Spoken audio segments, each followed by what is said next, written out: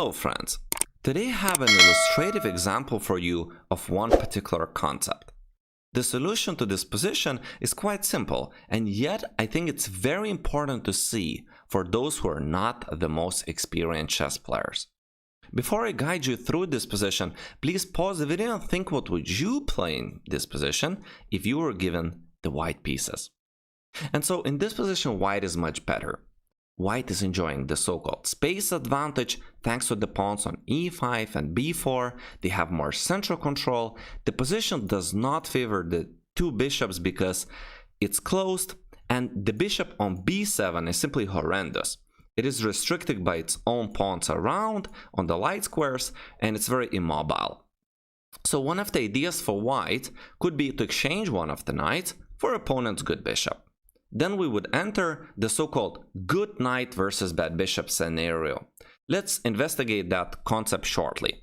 Imagine at some point we jump to c5 or d6 and our opponent decides to exchange their dark square bishop for this amazing knight. And what we have here is called good knight versus bad bishop.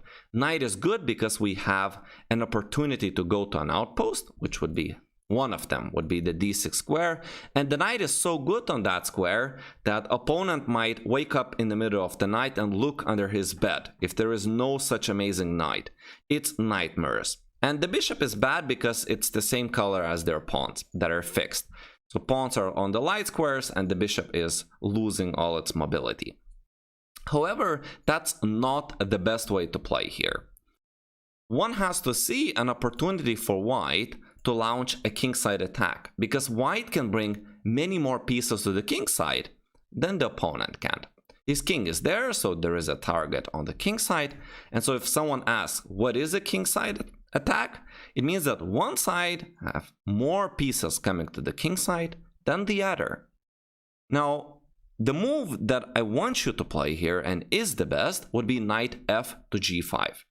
It prepares to bring the Majesty herself so that we could give checkmate, and it also just brings the knight closer to the opponent's king where we can create threats. You wouldn't believe how many times do I see amateurs making this mistake in the opening and middle game when the attacking chances on the king side are not there, and after a move like h6 they go back. If you go back, then don't go knight g5 because you're losing tempi and time. Better use that time for making enhancements of other pieces. However, if you can continue with the initiative after opponent plays a move like h6, then go for it. And there are a couple of ways to play here. One of the moves that are possible would be queen to h5, the simplest, but I can show you also a beautiful alternative. Because we're having already too many pieces here versus naked king, all we have to do is open it up. And a move knight f6 come easily to mind for an experienced chess player, with the idea that, okay, if they don't take, we bring the queen, we do the lift of the rook, and we're gonna create threats by opening up the opponent's king by probably sacrificing somewhere or h6 or g7.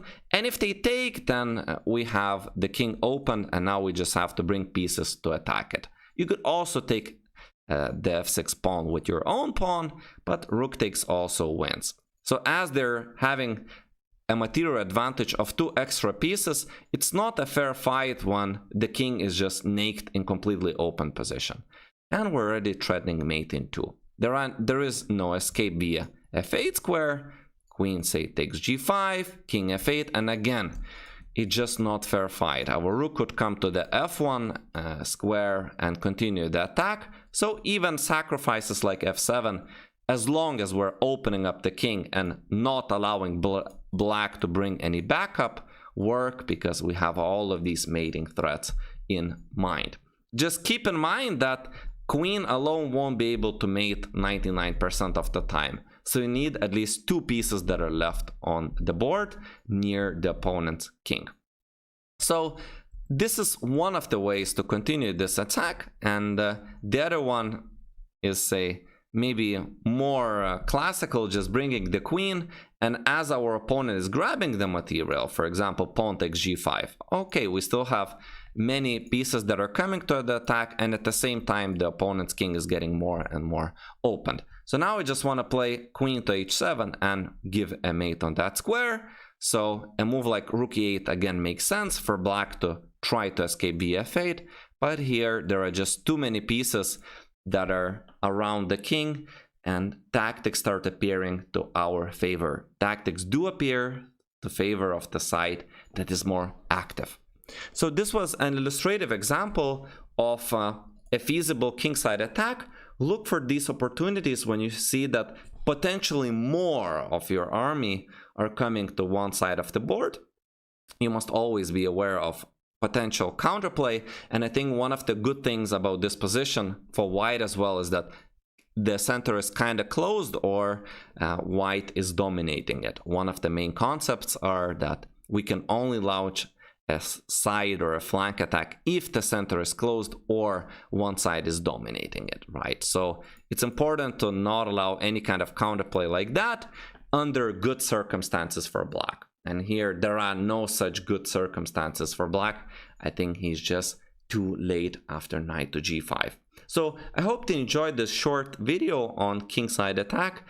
I think this was a very illustrative example that was also very simple. Look for these things in your games because they're happening more often than you think. If you did enjoy the video, please do subscribe to my chess channel. You can also consider hiring me as your personal chess coach online. That's my full-time job at the moment. Stay safe, my friends, and continue loving the game. Thank you very much for watching.